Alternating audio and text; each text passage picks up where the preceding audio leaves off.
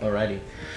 Welcome to episode 3 of the Bedroom Studios official podcast. I'm your host, Michael Butts, and I'm joined here with Chaska Jones. Hello, ladies and gentlemen. And special guest, also, Brandon McCluskey, aka Fieldbook. How are you doing, guys? On this Sunday morning. Very great this morning, Michael. How's yourself? I'm doing pretty swag, you know. So, I've been up here for this whole week, and I've been enjoying it. I got to go back today, and go back to work, all that stuff. That's the least favorite thing about vacation, going back and all that. But I've been enjoying myself, being up in the Uptown area and the Grand Bay area. We got some songs cooking up as well. We got, I think, 2 fully done, which was nice. And it's just a playing style, man. I love the playing style that you do, you know.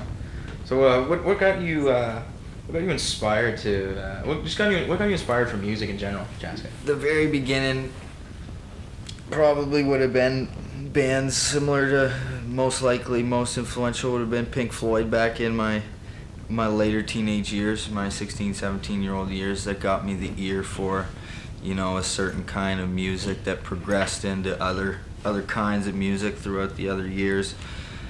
Gone from a psychedelic moving music towards a blues driven kind of style, and then a kind of mesh and intermingle of the both of them as I've gone through the years of listening to other music such as the soul and all the country, all that old stuff, all that good stuff, and it all kind of just jambles into one sort of sound. I like that, because when I first met you back in during the New Year's weekend, it was all like on that cowboy type stuff. Mm-hmm. That's what I like, and even with playing on these 2 songs that we did, it was very, very like Waylon inspired. I'll tell you that one. Yeah. Well, Waylon's been a big one here in the last couple years. Waylon, Willie, you know, all those guys like Johnny Paycheck, Billy Joe Shaver, all these old guys making that old raw country stuff. I like that. I do like the outlaw stuff. That's you. After playing with you guys in Crispamsis on New Year's Eve, that actually got me inspired to. I'm not really inspired, but it was more like damn, Waylon makes some good music. I'm gonna learn some Waylon. Oh yeah. And then I just immediately started learning "Dream of My Dreams" because that's what we played. Like 3 songs off of "Dream of My Dreams." "Dream of My Dreams" got to be one of my favorite Waylon albums for sure. I like "Dream of My Dreams" start to finish. I can sing every song for sure. And then "Ramblin' Man's" got to be my second. Yeah. And then I got other ones like the Waylon and Willie "Take It to the Limit." Yeah, I got "This Time." Oh, he's got some nice early stuff too, Waylon. Like you get on his Spanish Penthouse stuff. It's good stuff. The "At JD's" is the one I'm trying to listen to a lot now, because I'm more of the stuff I listen to is like, oh, he's got the facial hair now and the hair's grown out. Yeah. Not that short coiffed face shaven. Yeah. I can start listening to that. That's his outlaw stuff, I guess. Well, it was all kind of he had the outlaw style of music even when he was in his suit and tie. Yeah. And it was just the good thing about him. Well, my thing is I'm just trying to figure out so much things about Waylon. Is it just like he decided to just look the other way after just being, you know, fed up and complacent with everything? Yeah, well, he didn't have the artistic freedom that he felt he needed to make and produce the records in the way that he wanted to hear them. Really? Yeah. Okay. And so he fought with record labels over, you know, not being able to use producers that were outside of the record label itself. He spent his own money going and using other producers and coming back to his record label with a written out record, and then they take it because they couldn't deny. That's a smart man. I mean, you know, it's obviously how you want to get stuff done, but I can understand the Nashville side of things, where it's like, okay, you're in the studio, where you're going to use everything that we've assigned and have all set up. Yeah. That makes sense. But he's like, no, I like these guys. And I guarantee there was probably like, well, go to them. You can go sign their label, you know. Well, you can't though Yeah. after contracts and all that kind of stuff has been. It's a big thing, you know, all that, and it's not just Waylon as well. Like, what was it? The Highwaymen, which was Waylon, Willie. Well, yeah, Johnny and Waylon weren't ever able to. I think their first studio whatever is they did. I Wish I'd Always Been Crazy and There Ain't No Good Chain Gang. Those were the first two studio songs that those two were able to do together, where they actually, their two record companies finally came to agreements, and actually they were able to make music together. Oh, wow. Because when you think now, you talk about country, you talk about you mentioned, you know, you bring up these names and everyone's like, oh, these guys are staples. And then you go back and you realize, oh my God, these guys had to fight for everything. Yeah, man. It's scary stuff. But, well, because it was a different style of country music, the different style that you would hear from the, you know, Ernest Tubb and all the other old names, like all those the steel players that were playing in that, you know, they were playing differently than Moon. They were playing on a straight lap steel opposed to pedal steels in these times, and the music was just a little different. You, I know that I have one of my friends back in the Dartmouth side of the HRM. He's a big diehard Waylon fan. He got to meet him when he was younger. Yeah. Because he's a full-time country musician. His indoctrination to the Nova Scotia Country Music Hall of Fame is in the 14th of September. Shout out Cecil McDougall. Incredible. Real big hoss, you know. Yeah. Yeah. He met Waylon. He met Willie back in the day. All that stuff, and he's Waylon's biggest fan maybe, and he just felt, you know, like a kid on Christmas when he finally met him. Oh, for sure. He always mentions, whenever he does a Waylon song, he mentions that he brought, or he introduced two-step to country scene, which I never really knew what that meant. I'm gonna guess that means it's just 2/4. Is it just playing like 1 2 1 2? Is it that? It may be. I mean, don't get me wrong. I can see the example in Bob Wills is Still the King. Yeah, because dun dun dun dun dun dun dun. Well, and you hear Doors Always Open too. True. That as well. That's probably Dream My Dreams is all too, basically. I would imagine so, really. But you have... when you break down Waymore's Blues, I'd imagine it would be right in there in the same. Same as Yeah. Been a Long Time Leaving. Yeah. Yeah. No, that one's more of a waltz, but yeah, I can see where the 2 comes from. Yeah. Yeah, it's just boom, dun, dun, dun, dun, dun, dun. It's good stuff. It's really great writing, and it's all like, it's a bit of story, bit of scenario. I like that. I'm a big story guy when I write. Well, and that's what the music out is sort of missing. Yeah, a lot of people just write scenarios and all that stuff. So like all these like pop songs, you know, I'm gonna trash on pop artists right now. Pop artists, you know, they're all these scenario things. They have these producers who make a beat and they sing over, and it's like, oh yeah, this is the next big banger, you know. Well, it's all formulaic, right? Yep. It's all formulaic at the end of the day, and they'll. When it's formulaic, it feels bland. Well, They and it's revolve the whole because you song can around have action. your different chord structures and key progressions will give you different set emotions in the music that you're hearing, and then the lyrics will play on a certain emotion, and that's how you're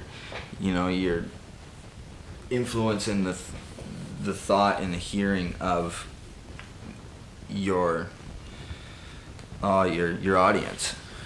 Yeah. Yeah. People are lacking like Authenticity. authenticity and there it is. talking about subjects more in storytelling. Yeah, there's They like almost pick one zero of it. action and revolve a whole song around that one action. For example, there's probably 1,000 songs about kissing a girl. Oh yeah. I Kissed a Girl by Katy Perry. Katy Perry there, you know, it's the whole song revolves around one action. It's rather almost than like a the tunnel build-up vision and of the writing. Yeah, that's why I like the storytelling. Like, my mother introduced me to Skip Ewing Yeah. after I did some blues with storytelling, and she was like, "You ever heard of Skip Ewing?" I'm like, "No."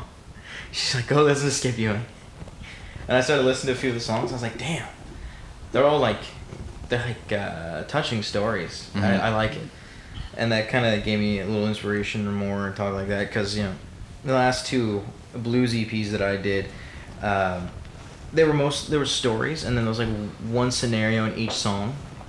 I mean, someone can come up to me and be like, "Teach Me How to Love Again." That was a story. And I'm like, sure. But like the real ones was just like the real scenarios were just me without Nick. Mm-hmm. So like cuffing seasons are changing, and now the new one coming out, Boyfriend Material. Nick's not on them. You can tell because my mid solos. But I can see the definite influence and inspiration of your playing to all the stuff you listen to. Like when it came to doing our songs, I was like, yeah, this one feels like a Waylon tune right now because of just how you're playing. I was like, this is too good, man. It was a lot of just like, it was randomness, and it was just like, especially during the solos, I like it. I'm not gonna spoil a lot of it, but I just like the solo. It's just like at the end you got 6/4, and I'm like, ooh, and then just back to. I like it a lot, and then I like the one you did, Walk On Down the Road. You got that little 6/4 as well before you start singing. I like that stuff. Is that what it is? Yeah. Yeah, that little bar too in before you start singing. Yeah. Yeah, I like that. It's a lot. It's real fun. Well, that little lick there at the end is basically sort of like a chorus, really, because there's no vocal chorus through the song. There's verses in it, but that little lead line carries as the chorus of the song. It's what's speaking in the song. Yeah, no, it's good. It's good. I do like it a lot. And you're talking about a bunch of other people you like. You were talking about Johnny Paycheck and all of that. We were listening to Hank Williams Sr. record before we started pressing record here. And Thursday, you showed me a lot of Rodriguez. Yeah, man. Rodriguez is good. What is he? He's Asian, or is he Native? No, Rodriguez he's a Native American. He's I would assume, on assumption, that he would be down from some of those Southern American tribes of natives. But he was, I think, born and raised in Detroit, so he could have been, something Ojibwe or something in those. But he made some great music that he wasn't really wildly recognized for until his later years in life, and he was one of those songwriters who was able to mesh and intermingle his own creative style of guitar playing and his own style of singing, and he made some beautiful songs. What would you call him? Would you call him country, or would you call him soul? I would call him, he would be like I would say he'd be like a folk blues. Very folky.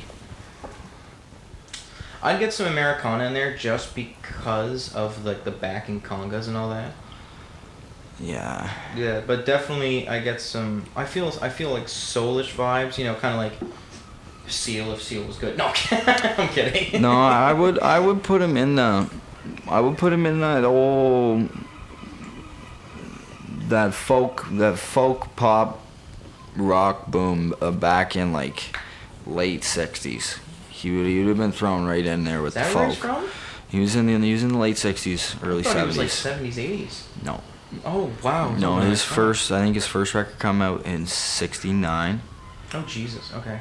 And then his second one came out in '70, and then those are the only two LPs that he ever put out.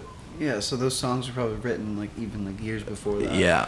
Which is cool to know that sound actually came from probably the early '60s. Yeah. But until he got the confidence to record and connections to fully record and release the album, Well, he was signed, and he was part of a label, and this was part of the reason why he never really saw any light of day. Yeah. Was because his manager, they had his songs playing on the AM radio waves during the FM boom of the late '60s, early '70s, and so the little song time and playing he was getting wasn't being widely recognized because he wasn't on the right airwaves. Oh. And the little money that he was making off of his songs was getting taken by his manager. Like for record sales or like Yeah, radio royalties? I would imagine for the both of them. Jeez. Yeah, and so he, If I'm not mistaken, don't labels get like only like 40% of your profits? I don't know how it all works, man. No, but he worked a few jobs to support a handful of children Oh wow. in Detroit in those years after he made his music. Meanwhile, in apartheid South America, his music had become like a cultural. Oh, it was like a musical rendition of their feelings of that point in time, and he went very big over in South America and Australia, and his music never got huge until there were, I think it was people from South America, they got doing a documentary because they thought he was dead. And so they started filming this documentary, and they come to find out he was still alive. And so they brought him into South America to play a show to finish off their documentary, and he played a full stadium. Oh gee, that's good. That's diehard fans right there. Yeah. That's great. But yeah, so is it just like he made a few albums and then just stopped, and that's why people thought he died, or?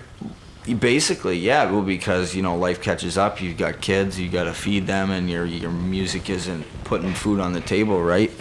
You got to put the instrument down, pick the tools up. That makes sense. No, it was the stuff you showed me. That was freaking good. You got a good music taste of that old stuff. Yeah. I've seen your vinyl collection over here. Freaking crazy stuff, dude. Getting thick, getting good, hand curated, nothing but bangers. I see you got a bunch of Jim Croce as well. I was feeding through those. Oh yeah. I was like, ooh. It just gets better and better. My mother and my uncle both love Jim Croce. Oh man, he's great, and I can't recall the name of his guitar player, his lead player, but his lead player deserves just as much praise as Jim does. Oh, probably. Oh, for sure. All those fantastic lead lines, all those acoustic lead lines you're hearing, they're not Jim. Jim's singing, playing rhythm.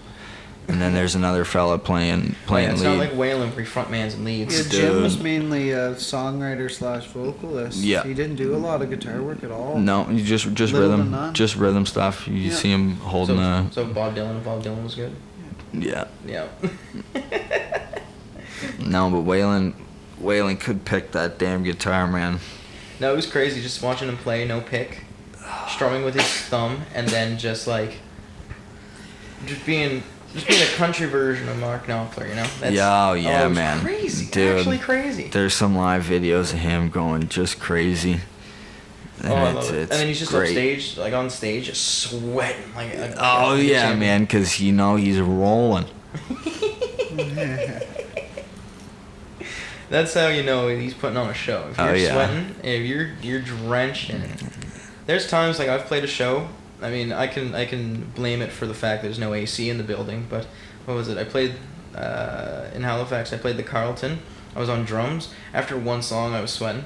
Oh yeah. And then it came to my time to sing. I did "Downtown Came Uptown" by David Wilcox, and my friggin' hair was like all in my face. So I had to quickly flick it back. And then just by the time it was done, it came back down in my face. I'm sweating. I'm drenched at this point. And I think we're like 8 songs in, and I'm drenched. And I'm like, I need water. Hey, can somebody give me a water, please? That's how I am. I go right up to the mic like, someone give me water, please. Yeah. You look at that water? Pull that Johnny Cash and Folsom Prison. Yeah. So, Brandon, you've been awfully loud over there.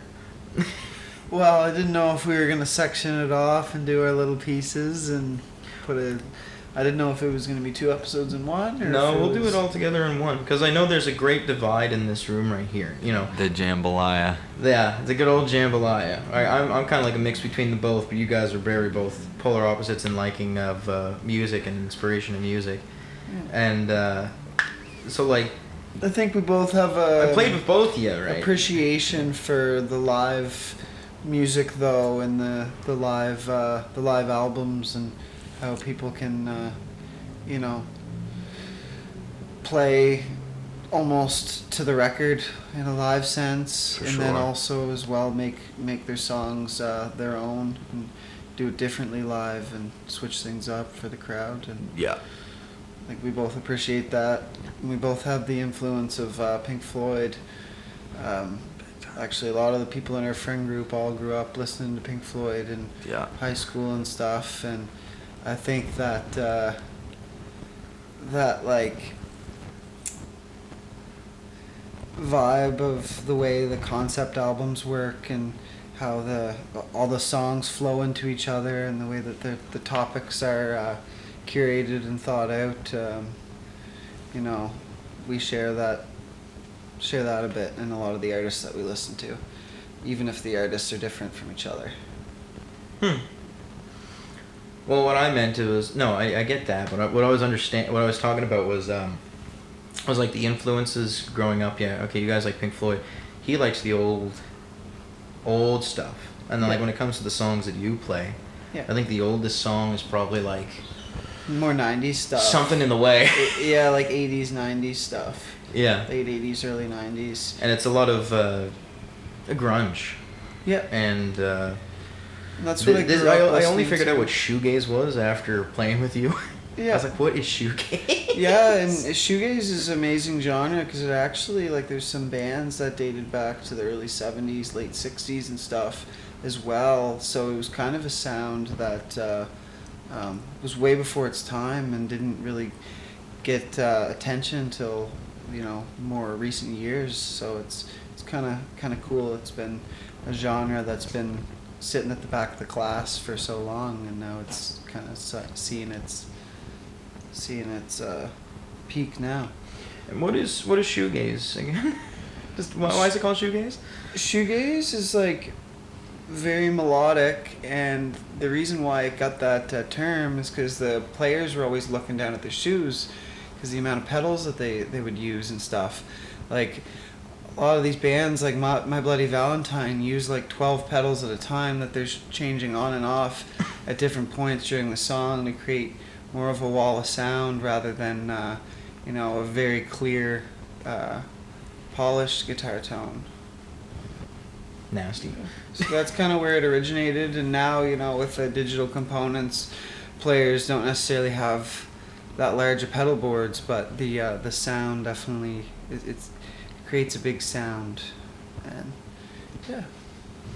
All right. So with playing with you, because we played with you several times when you lived in Nova Scotia when I played on bass, and now, you know, the whole rebranding from Smiling Boy to Field Book, and now I'm on keys instead of bass. And is like keys like a staple part of shoegaze and all that stuff post grunge, or is it just something you want to implement?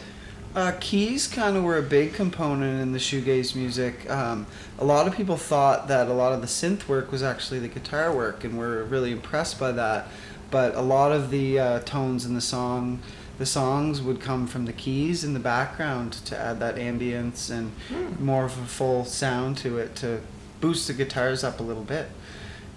In case they, you know, if they were bending strings and they were slightly, you know, out of tune, or they were a little bit sloppy with their changes, the synth would kind of mask all that and make everything blend together. Hold her down. Yeah. Not bad.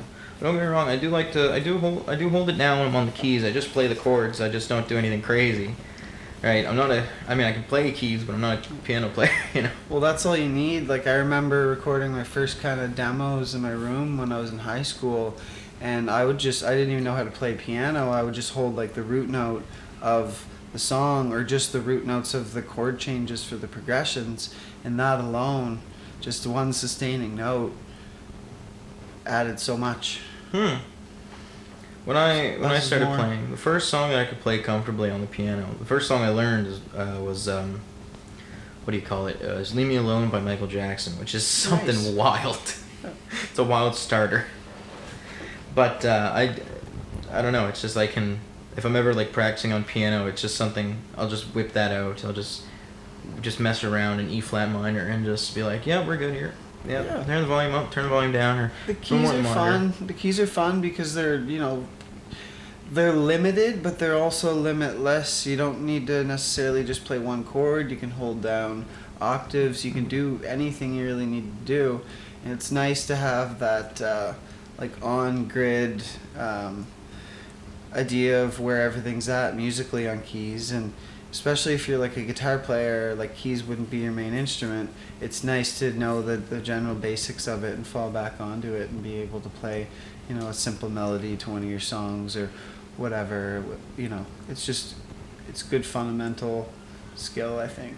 What I need to get comfy with is soloing more, because well, I'll say it right now, we had your first annual Flavors Fest last night, and you looked at me, you're like, okay, you're gonna solo. I'm like, what? What now? I got a solo? I didn't sign up for this. I was gonna keep playing jazzy chords in the background. That's all I'm gonna do. But then as soon as like you stopped singing and back away from the mic, I was like, I guarantee that's my cue. So let's just have fun here. Just start pressing random notes in the key. Just Get that pinky going. No, yeah, exactly. just get the whole hand going. That's what I was doing. Both hands. Just yeah. Oh, it was Exactly, wild. like, And I it was like, then I'm all the way up here, and I gotta jump back down to play the chord. I'm like, No walk down. No, there was a few. I think we did in Brandon's song "I'm a Fool." There was every time we go to the chorus, because the song is D then G, and then the chorus is A then G. So what we would do when I go down the chorus, I just do just like a slide down and just go right to it. Yeah. But I always follow with the Well, that part's nice there too because it's kind of a build up. Yeah. It's a build up part, and then when you slide down on the keys, you know, that's at its peak point, and then it comes right back in, and it's great. So. Yeah. There's another. What's the other one that's nice? It's I don't gotta move my hand a lot, which is a good part of it. So the chords get really clustered and jazzy.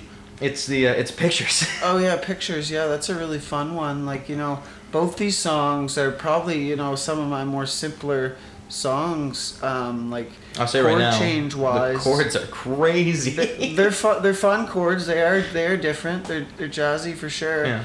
But you know, the song structures are very simple, and they're fun little songs. They're perfect examples of like less is more. You know, just 3 chords, playing her through the whole time. Chaska, you want to hear the chords? Some dynamic changes, and yeah. You want to hear these simple chords? A sus4, B7 sus2, and D major 7. Simple. Well, Because I looked at that and I was like, I'm not moving my hand at all. I do not want to move my hand everywhere.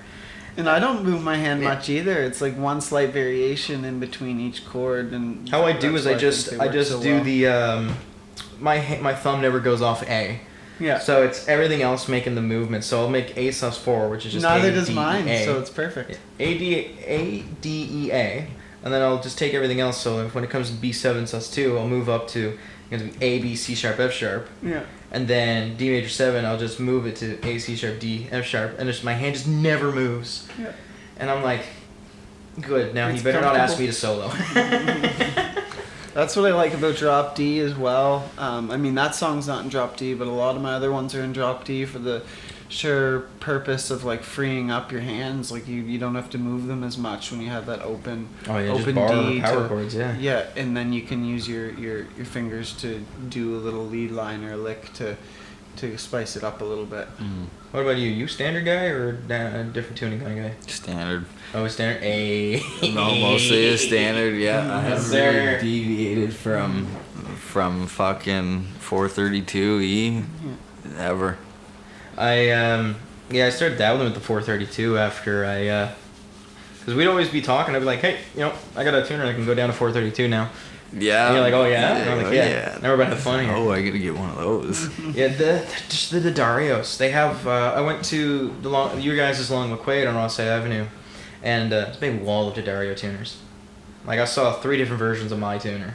Really? Yeah, and like my one, and like in the rectangle, there's a circular one. There's this tiny little one, like this big, that you just clip on your headstock, and it's so invisible. Like the naked eye can't see it.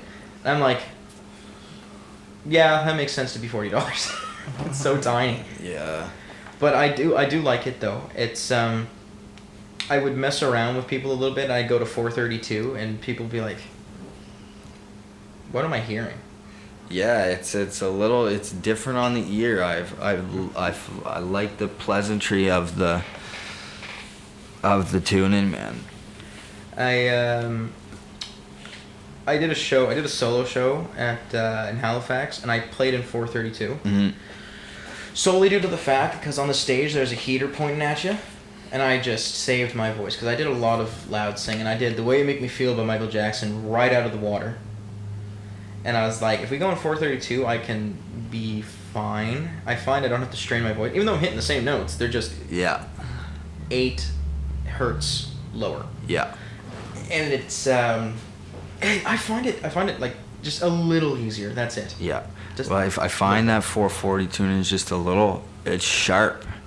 That's what it is. It's a little sharp, and I like the roundness of, and that's why the majority of my playing, mostly all of my playing is done with no pick. Just the roundness of the sound of the thumb or the finger on the string is a little different style, a little less sharp in your face tonally. So basically Waylon style then. Waylon, Mark So, Knopfler style. Waylon and Mark Knopfler as well. They both used picks. They. No, Knopfler was a classical player, and then he made his own finger style. No, but he not. No, he played classical guitar first. He played no pick at all, eh? No pick at all. Cool. But I know there was sometimes, I seen clips of the old starting Waylon use some pick. Yeah. But if you ask him in an interview, he was like, "Oh yeah, I always played like this with my thumb." Yeah. Just smacking it like this, like an idiot, you know. And you gotta be able to play without a pick, you know. Your pick's not always going to be around. My strings are heavy. I can't. I know, but you should be at least able to hold it down and play pretty well without one, because it's what happens when you're somewhere and all of a sudden your pick's in the audience and you got nothing. And There was one time that happened during a live set. My pick dropped, but I have a pick holder that has 2 of the same picks, so one of them already drops, and I go, okay.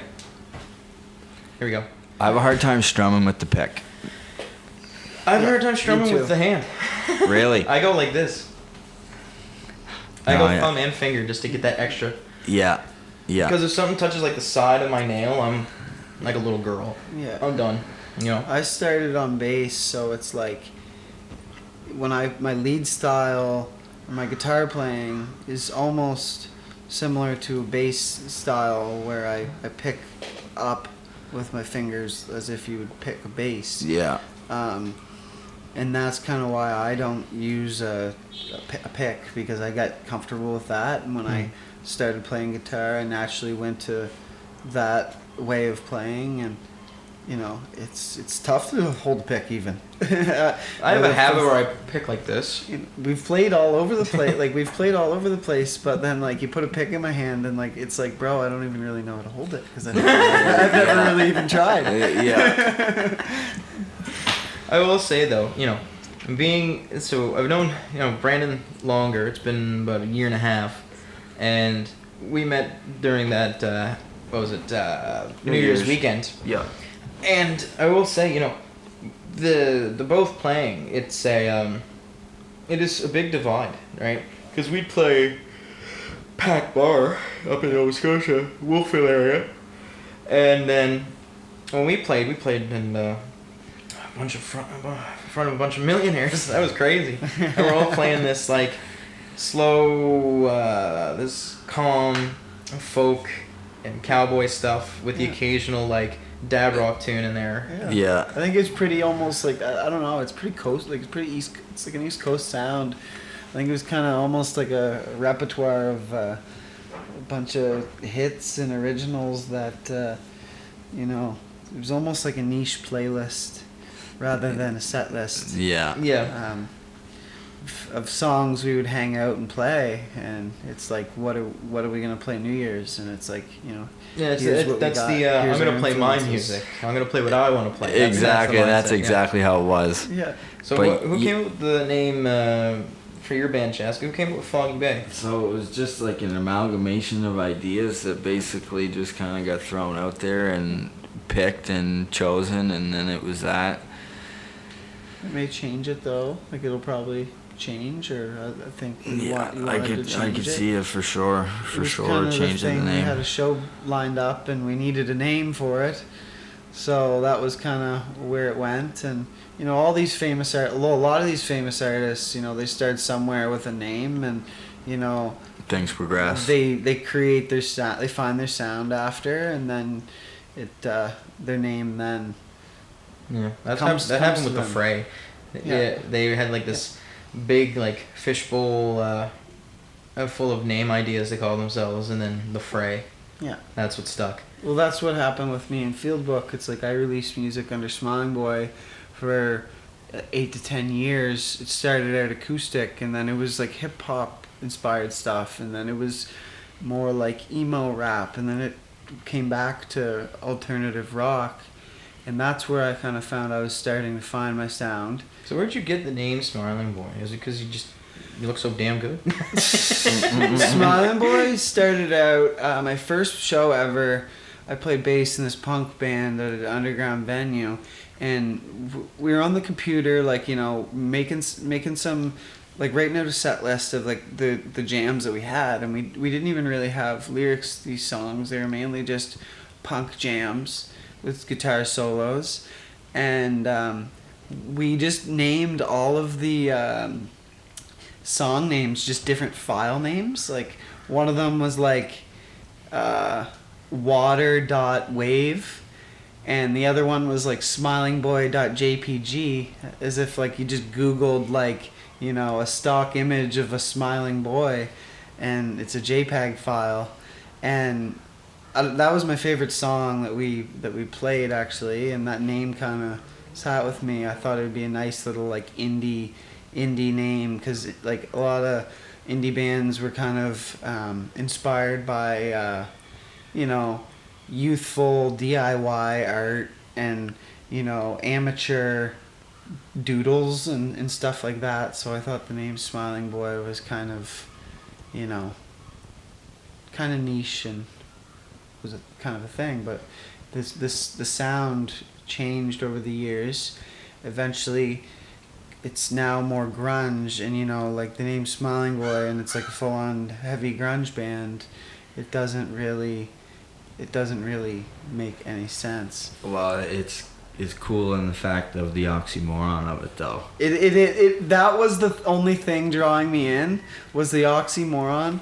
But I do think that I needed to leave the name. I needed to part with the name and archive the name, because it had changed too much. It was already so inconsistent that I needed to start something fresh. Yeah. That's the reason for the rebrand? That was the reason for the rebrand. Okay. Yeah.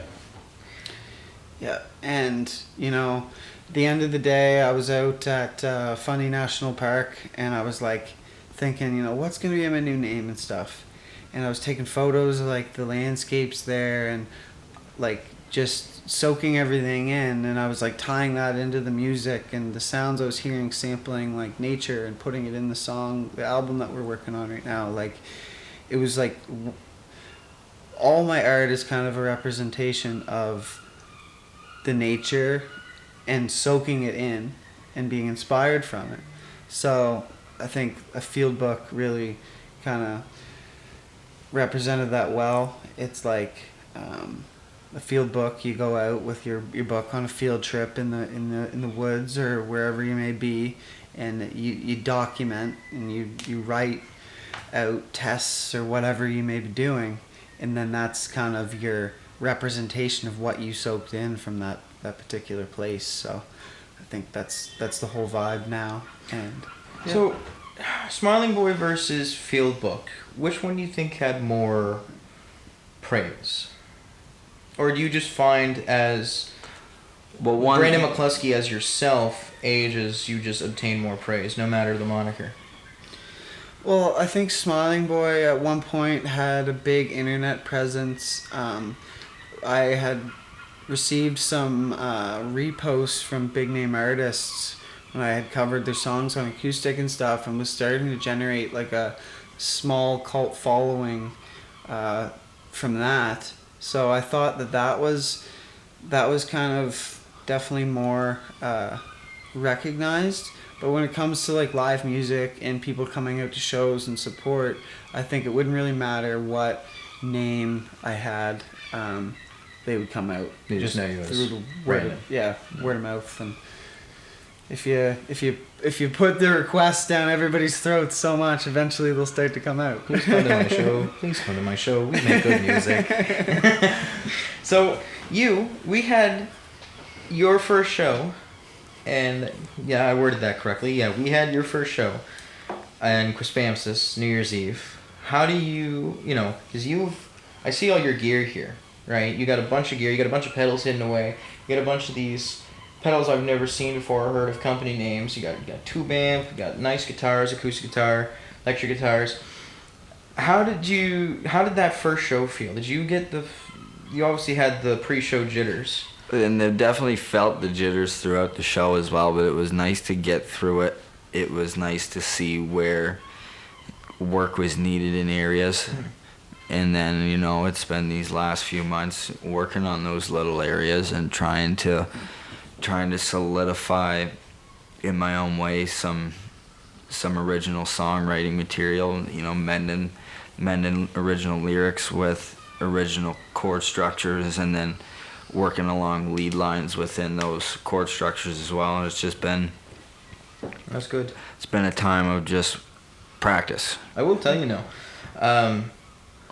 Yeah, just being here, bro, the stuff you're doing is crazy, Like, it's good. Like, Yeah. the guitar playing is better than mine, I'll tell you that one. And for No. a first Yeah. show, for a band's first big show, that was awesome. Like, I've seen so many artists play for the first time, and it ends up horrendous because they're not used to the live aspect of how you hear each other on stage, Yeah. how you interact with each other, and Well, and it cue was each other. nice too, the group that we did it with, and it was great to have Michael come in and be that guy Yeah. that was able to solidify that four-piece and, give us a very solid time track on the drums. Like, we wouldn't have been able to do it with anybody else, I don't think.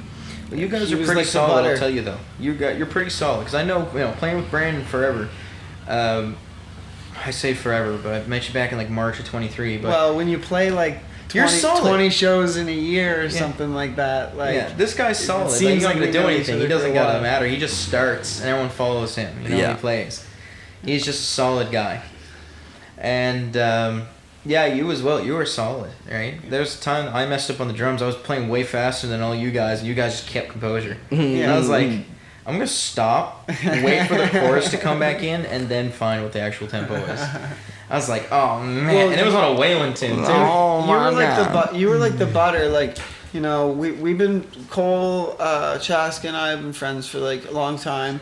Yeah. And we've been playing music together. Like, Cole and I used to have a band back in high school together and stuff. So we're used to jamming with each other. But to get us to where we needed to be for the live sense, it was awesome to have you come down, hold down the drums, help us organize our songs and those better, vocals too, and baby. do backing vocals, and just Thank just be the cherry on top to just kind of get it all polished. We had helping people it with going sound, crazy for everything. "Don't Let Me Down." Though, I'll We're tell you gonna, we're that. gonna kidnap Michael and strap him into Uptown, and he's not gonna be able to leave. Oh boy. He's gonna be the in-house drummer, bassist, everything. We're just gonna get so many. We're just gonna try to get a bunch of gigs down here to I'm have gonna him enough. I'm gonna lock enough him to in have this him here apartment full-time. and Oh geez And- Louise, make sure it's on weekends because I gotta zip from Nova Scotia to Uptown St. John right after work. Oh my god, make sure it's on like a Saturday because doing it on Fridays is too wild for me because I get only here like near 9 o'clock. yeah. No more chemical science, only sound science from now on. Oh my goodness. No man. No, I like chemistry. That's my degree. I work there. I work like that. But yeah, no, it's fun to just come down on the Friday, play Saturday, and if it is a long weekend, get to stay over the Sunday, which is nice. Yeah. But if it's just no long weekend, then it's just okay, cool, yep. I'll just go back home on Sunday. I'll have some Wait, breakfast is it a and go. long weekend? No, remember I came down in June. It was a long weekend, right? Yeah, true. And then same Yeah. as what do you call it? New Year's. New Year's. It was the Yeah. long weekend. I left on the Monday. We played the Sunday, but I left on the Monday, Yeah. which was nice. And this one, I was I'm on I'm on vacation. Yeah, so I which had this was whole nice week. that you could play 2 shows in Real nice. your time here. 2 shows, be able to have the peace and quiet, get the Get some the stuff recorded. laptop out. Yeah. Yeah, I worked I on figured some it was other a clients' productive tunes. Yeah, I 8 got 2 client days. tunes done. I got Your Song Live Off the Floor done. I gotta finish and polish up the one that we got together, and that should that's basically almost done. When do you think you're gonna drop that one? I don't know. I got all my blues tunes ready to record or finish mixing. They're all done. So that Sweater Weather 3 is gonna come out in the fall. Yeah. So literally after that. Work. Sweet. After that, right? You're already nice on the to album, pre-plan. right? You're on track number 4, and we got Mark Raven. Shout out Mark Raven, the Harbor B Brat. Yeah, if you want to add him on Facebook, Harbor B Brat. He's an amazing guy. He supports everybody in the local scene. He's a big community man as well. He hosts open mics on Sunday afternoons. A good matinee coffee house type vibe. You play there. You have a shot to play Wednesday at that same bar, right? A lot of my friends did it. I did it. It's fun. Just nice 3 hours after supper. Yeah. It's fun. Got big respect for the guy. He's been doing this for 55 years, right? And he's retired now, and he's just vibing at this point. Yeah. But he's good. He still does gigs if he's asked, and he'll do them. It's like, what's the pay? All right, cool. But he's a really nice guy. Really nice guy.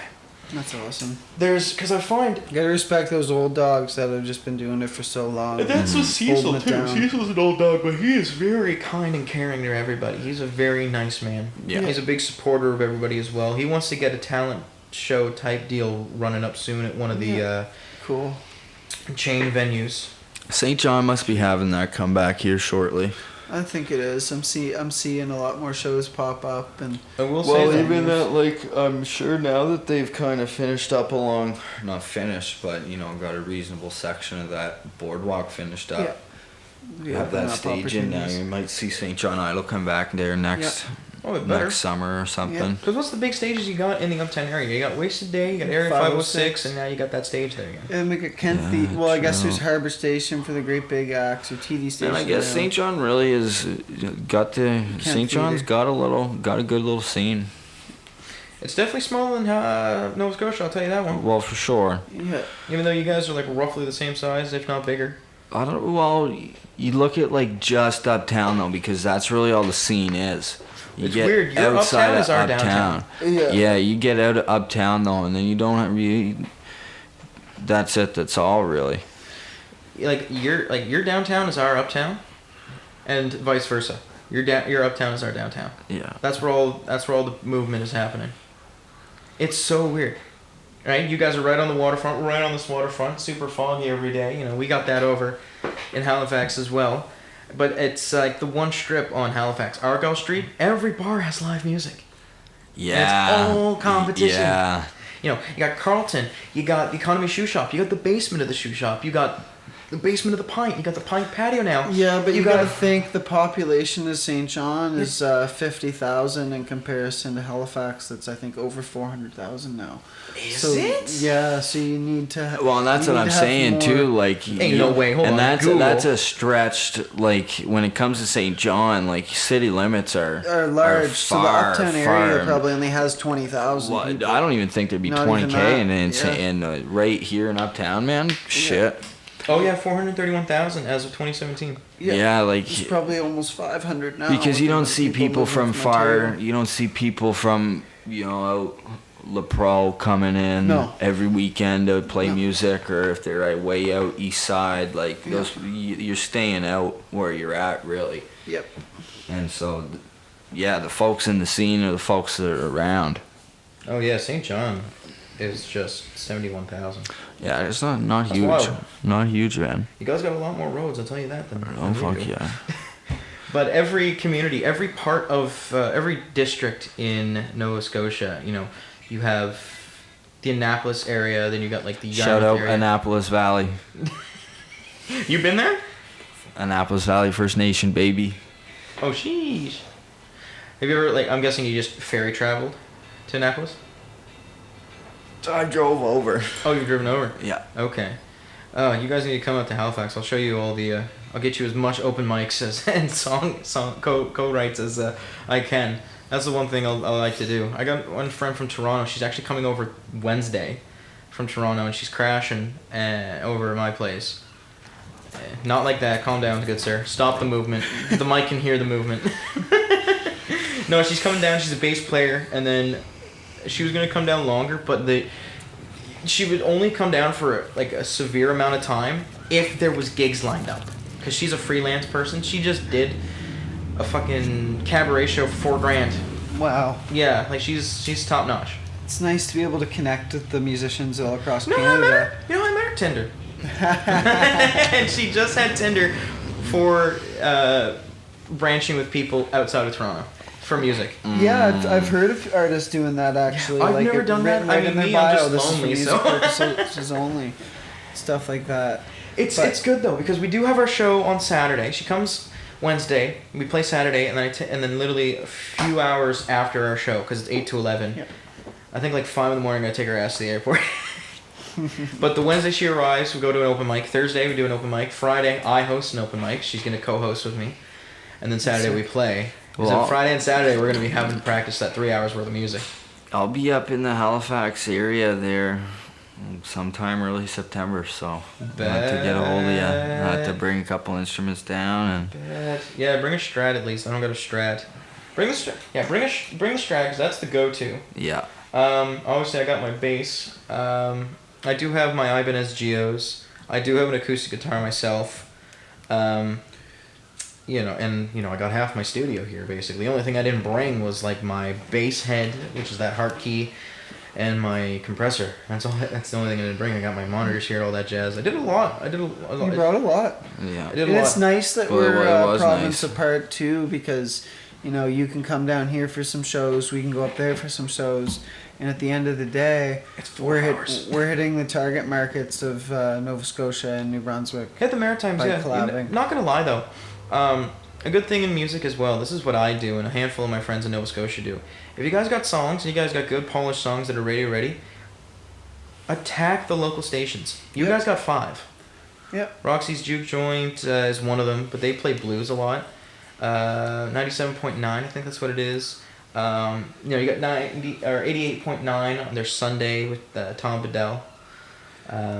This year I want to reach out to radio stations to perform live on the radio.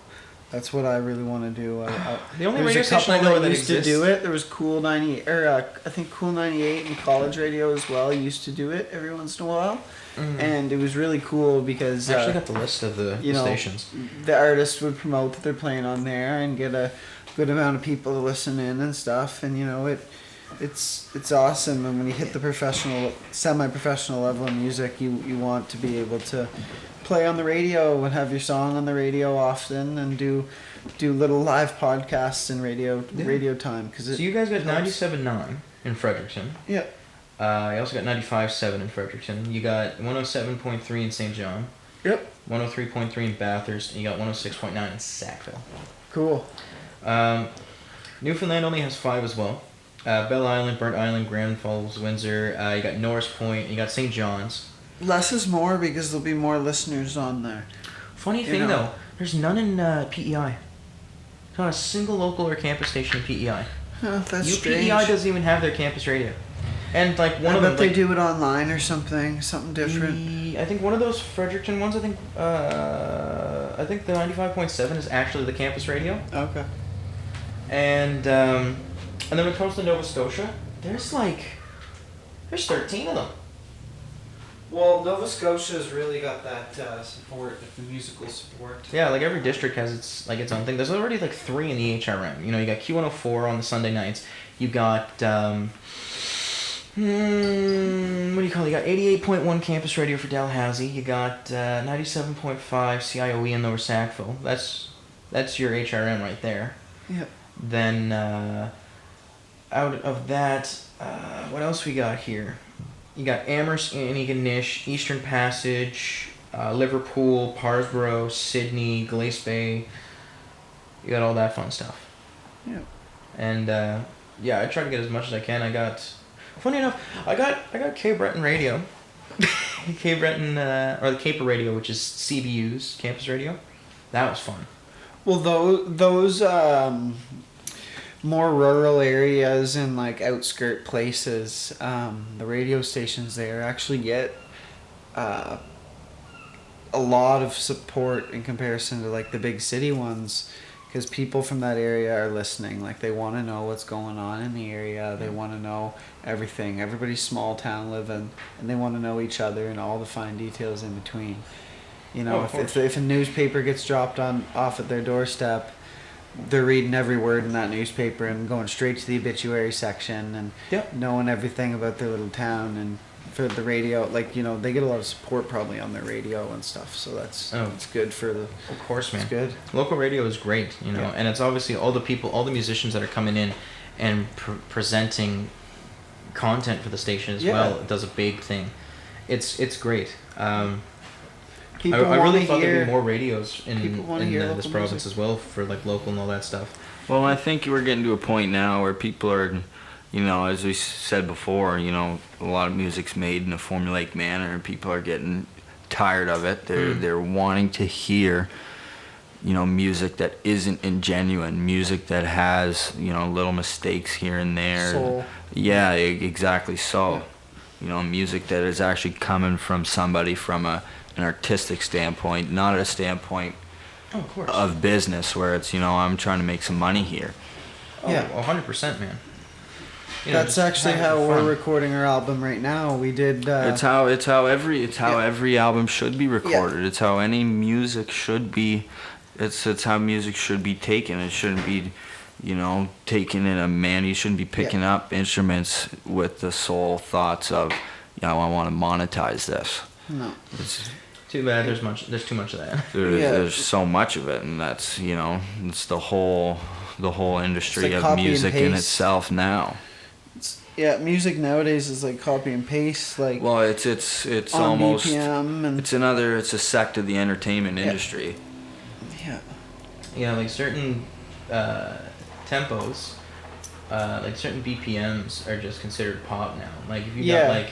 And they'll just paste the riff over and over again and perfectly polish it, and the beat would just be pasted in exactly on, and just like so perfect. And then they get a band to come in and play their music that they don't record. They don't record live in the studio. Don't get me wrong. If your stuff is good, whatever. Get hired guns. Yeah, we did all of our songs for the album. We started with the rhythm and the drums at the same time in separate rooms, and made sure we were perfectly in sync together, and did all the songs perfect. Like we played it through. Most of them were done in like 3 takes, 2 takes, 1 take. And like if you put that on a metronome, that may not be perfectly added up exactly onto the metronome. Yeah, it's human. But because it's human, every single transition between chords may not be exactly perfectly polished, but that's human. No, and if like you're listening to bands like the Stones, you put their records up to a metronome, and you hear that, and you hear the difference between the count in the beginning of the song and the very end of it. Yeah. And they didn't have any ear click. That's back in the day, because the only metronomes they had were those wooden blocks that go. Yeah, they weren't playing to a recorded click track. No, they didn't have that back then. No. The Beatles were the ones like. He did like a wired autocomplete, and Paul read one of them, was like, "Did the Beatles use click?" And he's like, "No, it wasn't invented back then." Yeah, like in a live atmosphere, you can feel each other's energy and stuff. Like you can feel like things build up and get more dynamic, and you it's good to be able to read that. So that's the beauty of recording like this is, you know, you play it through, you feel each other out, and you do it perfect, and then all the instruments that you add after, you're also then feeling the backing track that's been recorded, and you can feel the energy change and shift because it's not so polished and the exact same every time. You feel the energy build up in the room. As a backing track user, you know, I'm shying away with doing solo work. Obviously, solo work is just an acoustic guitar. Yeah. But if I'm duoing, if I did duos with Nick, as you know, being Sweater Brothers and all that. Our last one with backing tracks was at the end of July. Yeah. I said to the audience, I was like, "Yep, this is the last time we're doing backing tracks. We're just going to do acoustic guitar and electric after this show." Oh yeah, Yeah. I just meant recording wise, like. But backing tracks is, I will say though, there's one thing for backing tracks. It helps with your timing. It does help. You're with pretty the timing. grounded, right? You got to Yeah. follow that track. It's not forgiving. Yeah. You can't be behind. You can't be ahead. You Yeah. know, you're on that nose, and you're pretty much like you. It's right on grid, right? Yeah. So Yeah, if all the you're stuff's right, on it's grid. I noticeable. like backing tracks for like a creative aspect of it. Like if you have like talking samples from old clips or something, or like any nature sounds or whatever. I think those are really nice to use as backing tracks. But a lot of the time the whole song is just the backing track, and it's The band Sungazer actually uses backing tracks which are MIDI activated in their set because it's Cool. It's like a 4-piece band. Yeah, like I like that. I've Drums, seen some bass, metal bands do saxophone, that. and keyboards. Cool. Right, and then of course they're just MIDI controlled pressure pad on Yeah. some random noises. Yep. Yeah, it's pretty I damn know good. a metal band that they're called Wound Up, and right before like their chorus or whatever, when they get the loudest point, their bass player would hit a MIDI pad that would cause like almost like a thunder sound sample to happen for the chorus, because they're all playing louder, and then you get the thunder in there, and it's like really really cool and stuff, and it's just awesome that they had a MIDI, and like it's not just automatically playing, like they actually had to like fire it off and stuff. Yeah, a lot of people do think backing tracks is cheating as well because it's like It can be. It but can be, yeah. If you're in my sense it is. If you're triggering a MIDI track, like that just shows you're a good live musician. Yeah. To be able to be playing guitar and clicking pedals and a MIDI track all at the same time. And staying on time. And staying on time and everything. Like that just shows musicianship. Like it's not necessarily cheating in that aspect. But if you're just like Milli Vanilli and you lip sync all your songs, Yeah. and you're not even the person that writes those, Yeah, that's we don't cheating. talk about that. We don't talk about Milli Vanilli. They got their awards taken anyways. They're a bunch of losers. Lip syncing, I'm on the stance of Elton. They didn't like even with Elton sing John. those songs. I know. They didn't even sing those songs Because or they're anything. not even English. They were just like the front guys to sit there with the mic in front of them. They had that pretty boy swag, you know? Yeah. When it comes to backing tracks, definitely stuff I do is cheating because it's like we have guitars or bass going and then it's just drums in the background. Yeah. Because we can't find a drummer. Yeah. We can't find a drummer, we Exactly. can't find a keyboard player. It's annoying. They're like striking gold on the East Coast. Yeah. that iron sulfide, the fool's gold. Fucking impossible.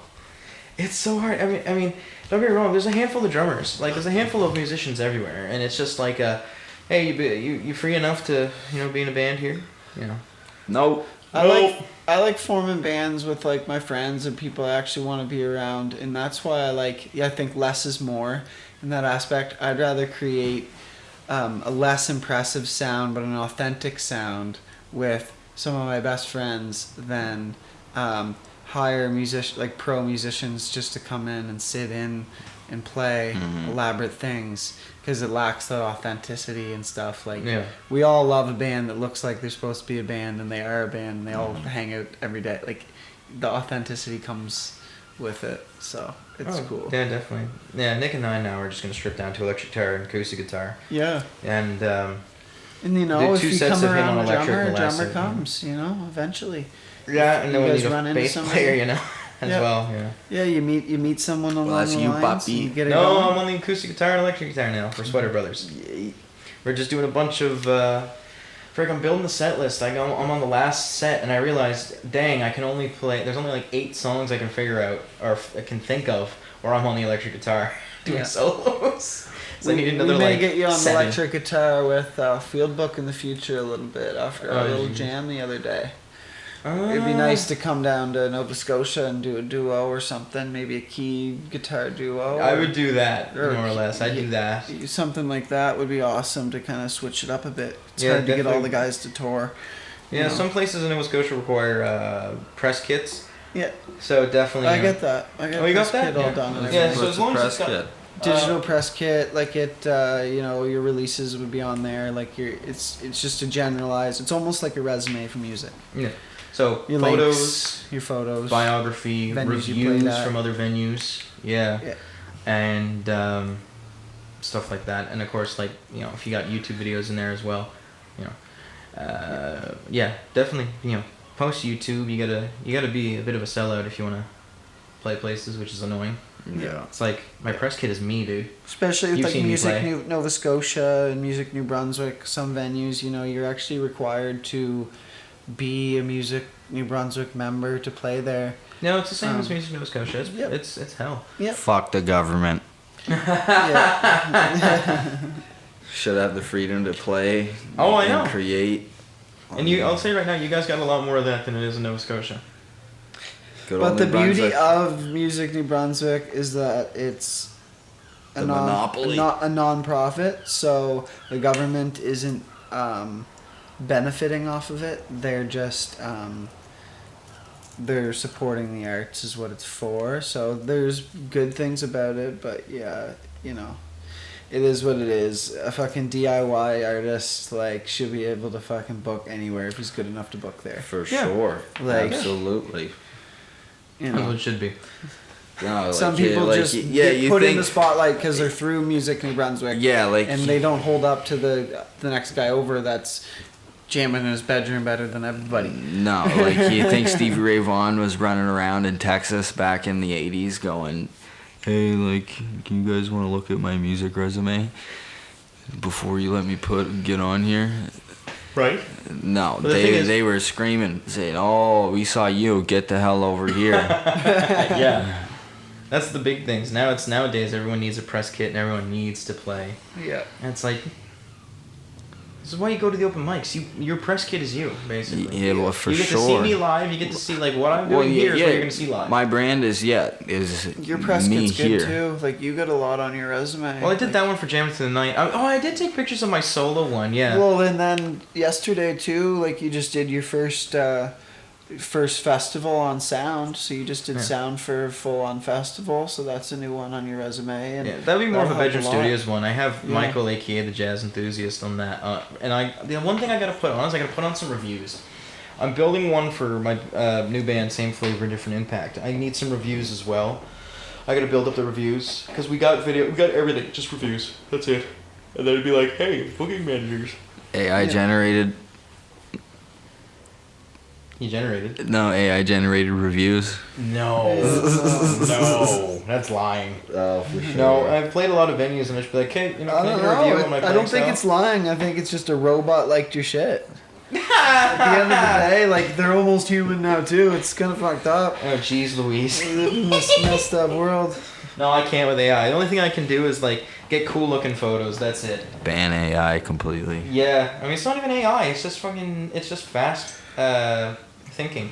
Processing. If it's artificial, it's not intelligent, and if it's intelligent, it's not artificial. It's supercomputer processing. Is it? Yeah, that's all it is, and it's just like mashes up a bunch of images of like your search result. That's it. You know how Google's like, oh, found millions of things in like 0.2 seconds. I don't even like it for generating images, man. Really. If it looks goofy, it's like, yo, give me a picture of like a man looking over like a cliff and like the sunset. Yeah, that goes hard. That goes hard. Actually, I did one for Brandon. But if for you like, could get someone to paint that though, That'd would be awesome. shit. Man, Nowadays. tons, dude. My sister's a great painter. Yeah, that would be There's awesome. like I've met, you know, I've had good friends with sisters that were incredible painters as well. Man, yeah, like they're out there and fuck AI. Oh yeah, of course. No, it's when it comes to like making album art, it's like yeah, I can think of something. What I used to do for album art, I kid you not, was just mess with like filters on Snapchat. Man, album art, I think it It's dying. absolutely is dying compared to what it used to be, man. Like I sit here with this pile of, you know, incredible records with great album art, you know, and these were done with film photography and artists that were coming to paint. Like you look at the fella's name's fleeting to me now, but the fella who did all the artwork for Pink Floyd, you know, there's some incredible album art. I do like the painting for that Hank Williams album, Ramblin' Man. Yeah, that's it. Well, and that's old, man. You can see that that's actually like, Oh yeah, that looks like a 40s painting, yeah. well, it's photographs that are like cut out and laid over other photographs. Like that's old school Photoshop. Like when you get up there and you can actually see it, you can see that, you know, Hank is actually forefront from that background. He's not part of that picture at all. Oh shoot, really? Yeah. So they just make 2 paintings and then Yeah, just and stack the like painting? the dog stacked on It's there like too. collage work. Yeah, Yeah. exactly. Yeah, That's that was cool. cool. Like back in the day, like post internet, like, you know, how do we make these images that we want to make? And it's like we have access to all these magazines and newspaper articles and Yeah. whatever. And you know, I think that you know style still is relevant today. Like it's just Oh yeah, artistic well, and nice. as you know, trends are like anything in the world. Things Yeah, are they're cyclical. recycled. Yeah. Yeah, you know the cycles of what's in, what's out. Yeah. I definitely, I do like people who do that. I find Polaroids now are nicher than ever. And people who do them are like, look how cool I am with my Polaroid. It's like, you know what? That's not a bad idea. You can you can go look at sweater weather too. Those are Polaroids. You know, I had a great friend out in Ontario. You know, shout out Brooke. She's a filmmaker. Yeah. Shout out, Brooke. She ran around all the time with your disposable cameras and had her Polaroids printed out, and they're great. They're awesome. You know, I think that's another something that's lost is having physical images. Yeah. Having trunks of, memories that, are tangible. You write on the back of those. You know, it's happened with me so many countless of times. I've got a phone filled with great pictures, and I break the phone, I lose the phone, and then they're gone. Yeah. You know, so I'll never release an album without the album cover not being a film photo. Yeah, man. Like 3 of the ones that I have out right now on Spotify are demos that we just made recently. Just rough demos while we're recording. All 3 of those are Kodak film, and it's just friggin' awesome. It'd be great to do 100 rolls of film during your recording process and be able to slip those into the vinyl record. Exactly. For people to, and then keep the album cover yourself, obviously, because that would be very sentimental. Yeah. But share some behind the scenes stuff and have it all tie in, all I these did rock that. artists did. Kind of did that with sweater weather too. Like, so in the back, like the front, you just see like 2 Polaroids just slapped on the front of this like picture of like autumn, right? Yeah. But if you open up that's a booklet. It's just Polaroids of Nick and I. Mm-hmm. That's all it is. Mm-hmm. And we really, even though it's just a 3-track EP, we really snapped on that one. We snapped harder than we did on the first one. The first one was like, shit, we need to cover our, go to the tree in my front yard. Get ready, get ready. But this one definitely Put on something nice, baby. Yeah, literally, put on something nice. Hold on. Hold on. Get the Blundstones. Get the Blundstones. Get the flannel. Yeah. Get the sweaters. Darling, bring my cowboy hat. Yeah. Jesus. It's like White Boy Autumn. White Boy Autumn. Oh, we had White Boy Summer. Now we have White Boy Autumn. Oh my God. We got white boy every season, man. Get out the pumpkin spice lattes. Put the flannels on. Yeah. Oh my Jesus. I actually mentioned that one You don't time. have any Visine, do you? No. I don't know what it is, but my eyes are like dying in here. I'm itching at them. The humidity? Or is it just the fact we were out in the sun all day yesterday? That could be it. Yeah, 'cause my arms are friggin' burnt. It could be it. I went home, I took a these old shower. apartments, like my eyes used to get bad at Mecklenburg too. I don't understand. This apartment is fine, dude. Yeah, I don't know. I'm just vibing. I mean, you guys are definitely not as humid as The Taj Mahal. Yeah. It's the Taj. You definitely aren't as humid as Halifax. I'll tell you that one. Yeah. Oh, I'm not gonna be ready to go Oh home. man, good old St. John, baby. You guys are also on the waterfront as well, so that kills the humidity. Yeah, but so is Halifax, right? I mean, downtown Halifax is on the waterfront, but if I'm in Lower Sackville, I'm slightly inland. Yeah. Well, it's the same. Like if you just get up the road, you just go 20 minutes up the road, get into Quispamsis, man. It's cooking. It's humid. it It's actually? gross. Oh yeah. Gross. Oh man. Well, it was good to talk to you guys. It was really good to get this in on my last day of vacation. Thanks for coming down. Man, it was great It's great having to you play. down. It was a pleasure having you here, being able to record some stuff, lay down some tracks. It was my first time really getting it going in that regards, and it was a very cool experience. It was nice to see the process play through, and I'm looking forward to more tracks to lay down in the future for sure. Yeah. If you are down in September, like you say, Yeah, we'll get stuff done. We'll do some more songs. Big time. And it'll be friggin' fun. Just it'd be Butts and Jones. Jones and Butts. Jones and Butts. I'm Jones and Butts, baby. Jones and Butts. New album, Mama Didn't Raise No Rambling Man. Cigarette Butts, baby. Cigarette Butts. Oh, jeez. You gotta spell it like my last name, too. That's the album, Cigarette Butts. Exactly. Yeah, I like that. What? Oh, man. Well, this has been episode 3 of the Bedroom Studios official podcast. I'm Michael. And again, this is Chaska and Brandon. Yo. And Signing signing off out. for the next episode. And I'll have to cherry pick who I want to pick next. Oh, my God.